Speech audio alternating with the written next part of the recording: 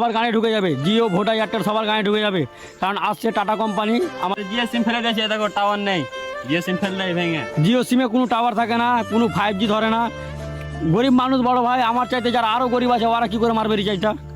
তো হ্যালো বন্ধুরা, আমার এই ভাইটা কিছু বলবে, এই ভাইটা কিছু বলবে, তোমার এই ভাইয়ের কথাটা শুনো, ঠিক আছে? বল। তো ভাইরা, তোমাদের অনেক অনুরোধ করে বলছি, তোমরা জিও বা এয়ারটেল বা ভোদা সিম চালাবে না, একদম। কারণ আমরা 300 টাকা মানে খেটে পাই, আর 300 টাকায় এক মাসের রিচার্জ লাগবে আমাদের। তো তোমরা অনুরোধ করে বলছি, সিম চালাও না তোমরা, ভোদা বা এয়ারটেল বা জিও, তোমরা এখনই ভেঙে দাও সিমটা। হ্যাঁ, বিএসএনএল আসছে, বিএসএনএল সিম চালাবে সবাই, ঠিক আছে? আর সবাই মিলে বাইকআউট করো। আর দুঃখ কি জানো বড় ভাই, দুঃখটা আমার কি জানো? দুঃখটা আমার একটাই, যে আমি পশ্চিমবাংলার একটা ছেলে হয়ে আমি শুধু বাইকআউটের মানে নিবেদন করলাম। আর পশ্চিমবাংলার কোনো ভিডিও ক্রিয়েটার যারা ভিডিও করে ফেসবুকে, ইনস্টাগ্রামে কিংবা ইউটিউবে, কোনো ভিডিও ক্রিয়েটার, বড় ক্রিয়েটার